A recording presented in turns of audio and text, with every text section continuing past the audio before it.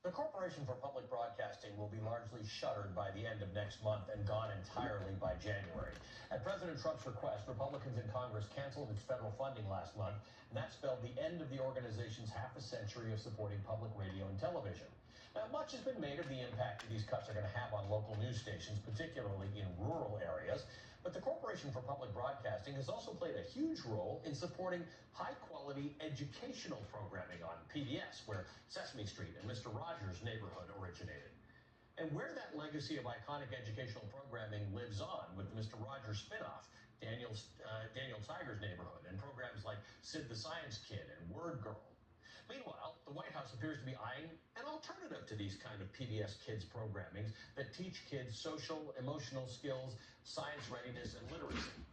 PragerU is an unaccredited, non-professional organization founded by conservative talk show host Dennis Prager in 2009.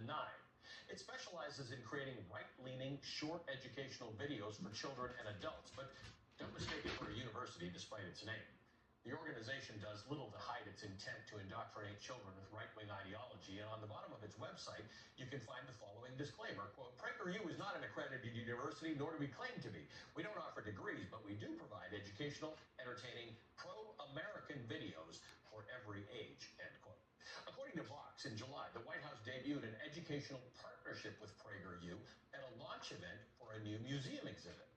Now, the thing about PBS and PBS Kids, which made parents trust their programs, is the fact that education professionals and early childhood development specialists played a vital role in producing and developing them.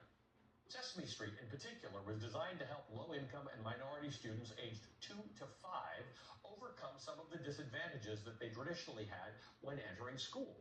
In fact, the 2016 study found that children in households who were exposed to Sesame Street were 14% more likely to be enrolled at the correct grade level for their age at middle and high school. So to put it simply, PBS Kids is programming in the public interest. It's improving society while your kids are watching TV and you're off doing something like washing the dishes. The payoff may not be immediate, but the impact is long-lasting. PragerU's content is already being deployed in 10 states across America, including Florida, Arizona, and Louisiana. These partnerships allow PragerU's materials to be used in public school curricula while not mandating it. But one of PragerU's most loyal supporters happens to be the state currently ranked 50th in education, Oklahoma. This week, Oklahoma announced it will require teachers from New York and California to pass an America First test designed by PragerU before being hired in the state. The state's public school superintendent said the test is an effort to root out, quote, radical leftist ideology from classrooms and warned that Connecticut, Illinois, Minnesota, and others could soon join the list. So what's so concerning about PragerU funding champions PragerU finding champions in the White House and in other states? I'm going to let you be the judge. The southern colonies were dependent on slave labor, and they wouldn't have joined a union that had banned it. Are you okay with that? I'm certainly not okay with slavery, but the founding fathers made a compromise to achieve something great, the making of the United States. Most gender stereotypes exist because they reflect the way that men and women are naturally different. One of the most beautiful things God has created is a woman's smile. It can fill a room with energy and joy. Just try smiling and see how it affects the people around you. Chicago is a bustling metropolis famous for food, fun, and an iconic skyline. But beneath those tall buildings, Chicago has a dark side and a long history of crime, poverty, and low-performing schools. Slavery is as old as time and has taken place in every corner of the world, even amongst the people I just met. Being taken as a slave is better than being killed, no? I don't see the problem. I don't see the problem. Wow. That's what some children in America are learning. I'm joined now by the Democratic State Representative from Oklahoma. I had to ask my producers several times about those PragerU videos to make sure we weren't being punked. I had to ask them, is that real stuff that is being shown to kids in America to teach them in lieu of PBS?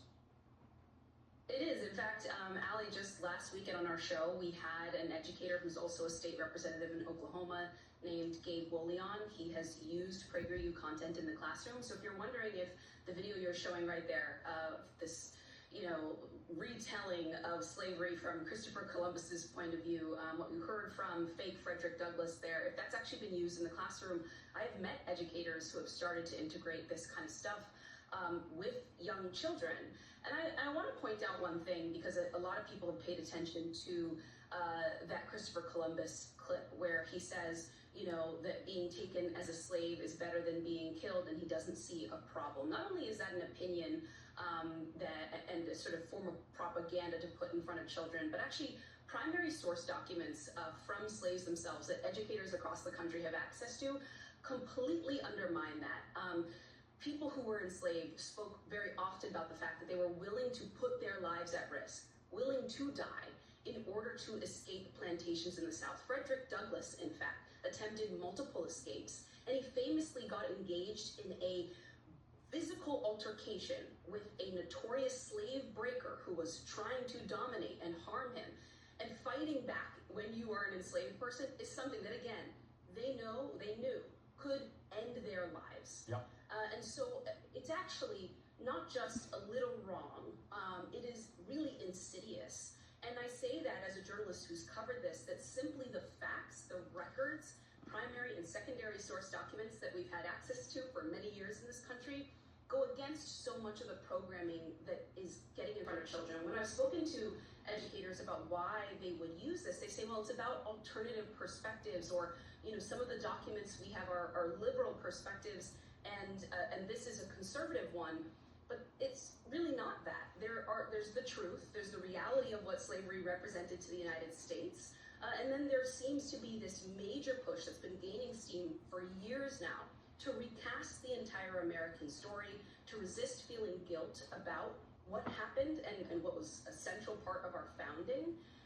And it's really alarming for the educators who are being pushed to use this stuff, for the parents who are finding out their kids are exposed to it. And it's having a real impact. You just spelled out it's in 10 states already, but I've spoken to Dennis Prager. I know their team. I've visited their headquarters in California. They have a 50-state strategy. Yeah.